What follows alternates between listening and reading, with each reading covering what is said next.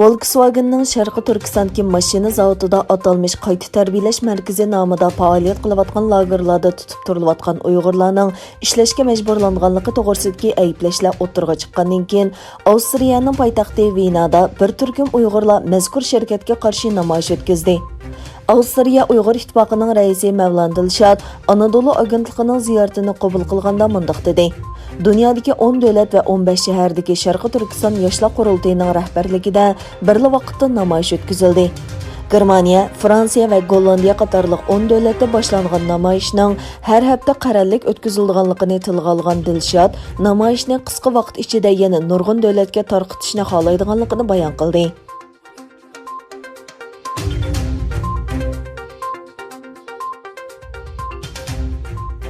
Xitay ijtimoiy uchur vositalarida tarqalgan qisqasin alohida diqqat qo'zg'adi va Xitoyning Uyg'urlarni kichikidan boshlab ona tilidan mahrum holatda xitoylashtirishga harakat qilayotganligi yana bir qatim isbotlandi. Mazkur qisqa dialogda Sabira ismli bir sabiy Uyg'ur qizidan Xitoy muallimi "Sen nimishqa akangning ismini bilmaysan?" deb so'raydi. Uyg'ur qiz, chunki akam menga o'zining xitoycha ismini demagan. Men uning uyg'urcha ismini bilaman, xitoycha ismini bilmayman. Hem onun Uyg'urcha ismi bir xil g'alita deb javob berdi. Xitoy o'qituvchi undaqda uning ismi nima deb so'raydi. Uyg'ur qiz, agar men xitoycha desam, menmi so'zlay olmayman deb javob berganda, yana bir Xitoy o'qituvchi undaqda Uyg'urcha degan deydi. Uyg'ur qiz bo'lsa, undaqda sizlar meni tillasanglar qanday qilaman, men sarangmo deb javob berdi.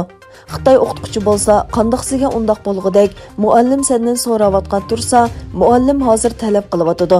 Sana so'zlashga ruxsat beryotidi. Shunglashqa seni tillamaydi. Chunki yaslida bolalarning Uyg'urcha so'zlashi cheklangan, shundaqmi deganda, Uyg'ur qiz "Ha, to'g'ri" deb javob berdi. O'qituvchi orqadanla hozir o'qituvchi sana ruxsat qilgan ekan, sana boshqa gap qilmaydi. Undaqda degan deb qizni qiziqtirdi.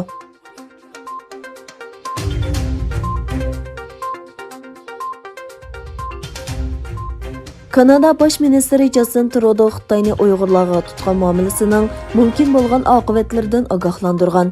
Kanadadagi yer shari va pochta gazetining xabar qilishicha, baş ministr Trudeau Xitayning Kanadada turishliq bosh elchisi Pompېيو Xitayning Uyg'urlarga irqiy qirg'inchilik yurgizganligi, majburiy emgakka solganligi va yurt makonlaridan ko'chirganligini inkor qilib, orqadan bu so'zlarni qilgan.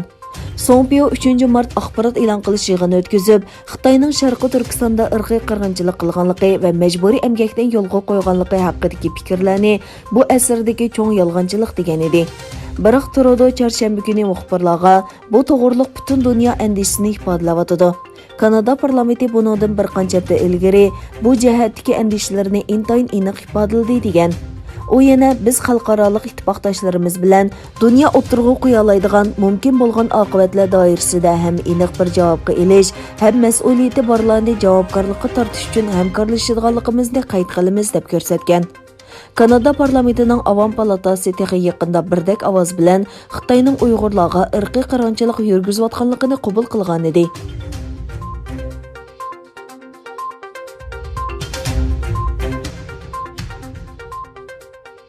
Amerikada 2022 yillik Beyjing qishliq ئولىمپىك تەنھەرىكەت musobaqasini boykot qilish chaqiriqi Amerikaning sobiq tashqi ishlar ministri پومپېيونىڭ qo'llashiga erishdi. Pompeo Xitoyning qabih faoliyatlar bilan shug'ullanganligini, ئولىمپىكنى o'tkazishga mos kelmaydiganligini aytdi. Pompېيو Amerikaning sobiq prezidenti Trump vazifa o'tayotgan mezgilida eng yuqori darajalik diplomat bo'lib, har fursatda Xitoyni tanqid qilishdan qochmagan. Pompېيو mundaq dedi: Biz Amerikalik tənərəkətçilərinin Xitayğa berişiga yo'l qo'ymaymiz, hamda Xitoy kompartiyasini ularning qilgan nachar ishlarini davomlashtirishga ilhomlantirmaymiz. Olimpik tənərəkət musobaqasi erkinlik va tənərəkətçilərning talantining namoyandasi. Shunga Olimpikni Beyjingda o'tkazish butunlay nomuvofiq. Amerikaning sobiq bosh elchisi Nikki Haleyni o'z ichiga olgan bir qism jumhuriyatchilar 2022 yillik Beyjing qishliq Olimpik tənərəkət musobaqasini boykot qilishni talab qildi. Ba'zilar Beyjing qishliq Olimpik tənərəkət musobaqasini boykot qilishni Xitoyning Uyg'urlarga qilgan zulmi bilan bog'laydi. Pompېيو tashqi ishlar ministri bo'lgan oxirgi kuni Xitoyning siyosatini irqiy qirg'inchilik deb jakarlagan edi.